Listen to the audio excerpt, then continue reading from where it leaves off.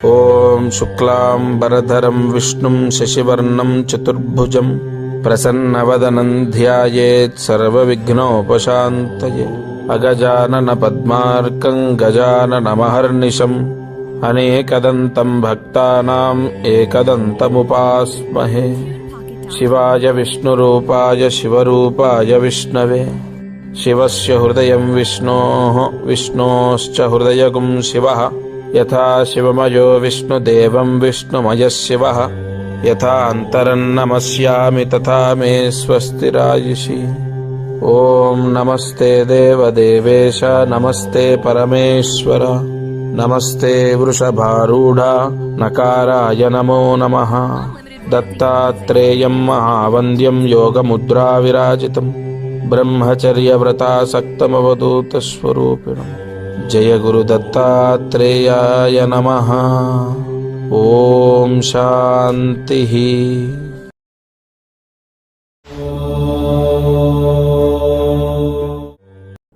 ఈరోజు ముహూర్త బలం తిథి వార నక్షత్ర యోగం.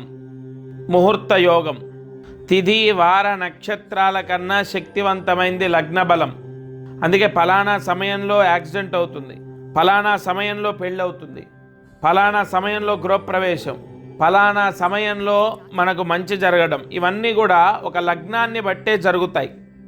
రోజు మొత్తంలో 12 లగ్నాలు ఏర్పడతాయి. కానీ ఒక టైంలోనే మనం నవ్వుతాం, ఒక టైంలో నిద్రపోతాం, ఒక టైంలో ఏడుస్తాం, ఒక టైంలో కోపంగా ఉంటాం. అంటే ఆ లగ్న ప్రభావాన్ని బట్టి. ఏది నేను ఇవాళ కోపం రాకుండా ప్రయత్నిస్తాం మనం, కానీ అనుకోకుండా అదే టైంకి మన కోపం వచ్చే సంఘటనలు మన ముందుకు వస్తాయి. 2ంటికే కోపం ఎందుకు రావాలి, రాత్రి 3ంటికి అంటే అది దానికి కరెక్ట్ ఆన్సర్ అనేది వాళ్ళ జాతకంలో గ్రహస్థితిని బట్టే మనం చెప్పగలుగుతాం. అంతటి బలము లగ్నానికి ఉంటుంది. ఆ లగ్నంలో మనం ఒక దీపారాధన చేస్తున్నాం. ఇవాళ మన పైన నరదృష్టి లేకుండా, మన పైన ఎవరు ఏడిచ్చినా మనకు తాకకుండా, మన బంధువులు, స్నేహితులు, లేదా మన తోటి వాళ్ళు, పక్కింటి వాళ్ళు, తెలిసిన వాళ్ళు ఎవరైనా సరే మన పైన ఎంత ఏడ్చినా మనకది రాకుండా, తాకకుండా మన పిల్లలను, మనల్ని రక్షించే విధంగా కులదైవము యొక్క శ్రీరామ రక్ష ఉత్తమే శిఖరే జాతే భూమ్యాం పర్వతమూర్ధని. ఒక శ్రీరామ రక్షలాగా దీపారాధన శక్తి మనల్ని కాపాడుతుంది. మీరేం చేయాలి, వాళ్ళ ఉదయం 9:56 నుండి 10:30 మధ్యలో, 9:56 to 10:30 మధ్యలో ఆవు నెయ్యి వేయండి. ఒక 2 చెంచాలు, 3 చెంచాలు మీ స్తోమతను బట్టి ఆవు నెయ్యి వేసి అందులో 3 ఒత్తులు ఒక ఒత్తిగా చేసి దీపాన్ని వెలిగించండి. ఆ దీపారాధన యోగము మీరేం లేదు, దీపాన్ని వెలిగించాక మీ కులదైవాన్ని ఆ కాంతిలో చూసి నమస్కారం చేసుకోవాలి. దీపారాధన చేసిన పిమ్మట మీ పైన ఉన్నటువంటి దోషము, మీ పైన ఉన్నటువంటి దృష్టి, మీ పైన ఉన్నటువంటి సమస్త నర పీడ అంతా తొలిపోతుంది. మీ కుటుంబాన్ని, మీ పిల్లలని, మీ కులదైవము, ఆ దీపారాధన ఫలితము, లగ్న ముహూర్త బలం మిమ్మల్ని కాపాడుతుంది. నేను చెప్పిన సమయంలో దీపారాధన చేసుకోండి. దత్తార్పణమస్తు. ఈరోజు రాశి ఫలితము కన్యా రాశిని గురించి ఇవాళ మనం తెలుసుకోవాలి. 12 రాశుల్లో కన్యా రాశి వారు రాబోయే 10 రోజుల్లో వైవాహిక జీవితంలో సమస్యలు ఎదుర్కొంటారు. భార్యతో భర్త, భర్తతో భార్య ఇబ్బందులు ఎదుర్కోవడం, కన్యా రాశి వారు పూర్తిగా మనశ్శాంతిని కోల్పోవడం అనేది జరుగుతుంది. అలాగే కొంత ఆర్థిక ఇబ్బందులు కూడా సంభవిస్తాయి. తప్పకుండా ఈ కన్యా రాశి వారు శనిగ్రహ అష్టోత్తరం చదువుకున్నా, శనిగ్రహ అష్టోత్తరం విన్నా ఈ దోషభంగం, దోష నివారణం జరుగుతుంది. అయితే కన్యా రాశికి మిత్రస్థానము, పంచమ స్థానం, శని స్థానం. కానీ ఇక్కడ యోగ భంగం కలిగి మనశ్శాంతి కోల్పోవటం, చిన్న చిన్న విషయాలకు గొడవ పడటం, దాన్ని పెద్దదిగా చేసుకోవడం, అరుచుకోవడం, తిట్టుకోవటం, అలగటం, భార్య భర్త పైన, భర్త భార్య పైన తగువకు దిగే అవకాశం ఉంటుంది. ఇరువురిలో ఎవరిదైనా ఒకరిది కన్యారాశి అయితే వారు మనశ్శాంతిని కోల్పోవటం, యుద్ధానికి దారి తీయడం అనేది జరుగుతుంది. అలాగే ఈ కన్యారాశి వారు ఆర్థిక ఇబ్బందులు కూడా ఎదుర్కొంటారు. తప్పక శనిగ్రహ అష్టోత్తరాన్ని చదువుకోవడం ద్వారా ఉపశమనం కలుగుతుంది. రాబోయే 10 రోజుల్లో ప్రశాంతంగా ఉంటారు. రేపు తులారాశి గురించి తెలుసుకుందాం. దత్తార్పణమస్తు. ఈరోజు అదృష్టం ఐశ్వర్యం. ఇవాళ మహాలక్ష్మి అనుగ్రహాన్ని, లక్ష్మీదేవి యొక్క వరాన్ని పొందే పరిహారం ఏమిటి? ఈ రోజున్న ముహూర్తం శుభకృత నామ సంవత్సరంలో మరి శ్రావణ మాసంలోకి ప్రారంభంలోకి వచ్చేసాం. ఈ రోజున, ఈ శ్రావణ మాసం తొలి రోజున ఒక పరిహారాన్ని ఆచరించడం ద్వారా ఆ వంశాన్ని లక్ష్మీదేవి రక్షిస్తుంది.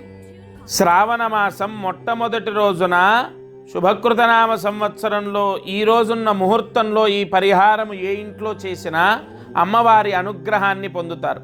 ముందుగా ప్రతి ద్వారానికి మామిడాకులు కట్టుకోవాలి.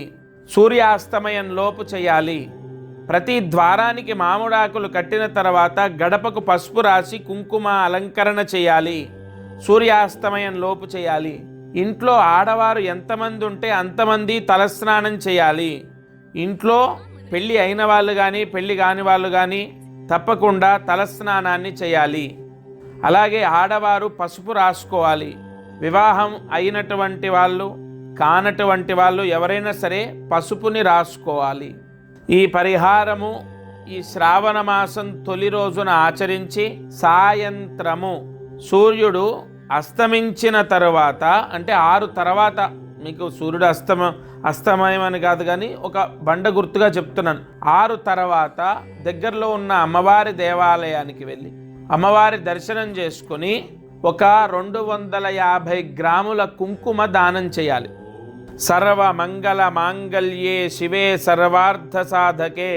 ఏ స్త్రీ అయితే ఇలా చేస్తుందో ఈ శ్రావణ మాసం తొలి రోజున సాయంకాలము అమ్మవారి దేవాలయానికి వెళ్ళి దర్శనం చేసుకొని 250 గ్రాముల కుంకుమ దానం చేస్తే విశేషమైన యోగాలు ఆ ఇంటి వాళ్ళకి ఏర్పడతాయి. ఆ ఇంట్లో వాళ్లకు ఏదైనా ఆర్థిక ఇబ్బంది ఉంటే తొలగిపోయే విధంగా సర్వ మంగళ స్వరూపమైన మాంగళ్య స్వరూపమైన లక్ష్మీదేవి వరాన్ని ఇస్తుంది. దర్శన భాగ్యం చేత, దాన పుణ్య కర్మ చేత, పూర్తిగా శ్రావణ మాసం మొట్టమొదటి రోజున చేసిన కర్మ ప్రాయశ్చిత్తం చేత ఆర్థిక సమస్యలు తొలగిపోతాయి. ఆ వంశీకులకు, ఆ ఇంటి వాళ్లకు, భర్తకు, కొడుకుకి, తమ్ముడికి, ఎవరికైనా సరే ఆడవారు ఇలా చేయండి, మీ ఇంట్లో వాళ్ళకు డబ్బు వస్తుంది. వ్యాపారంలో, ఇతర ఉద్యోగంలో, ఇతర విషయాల్లో బాగా కలిసి వస్తుంది. తప్పక ఈ పరిహారం చేయండి. దత్తార్పణమస్తు.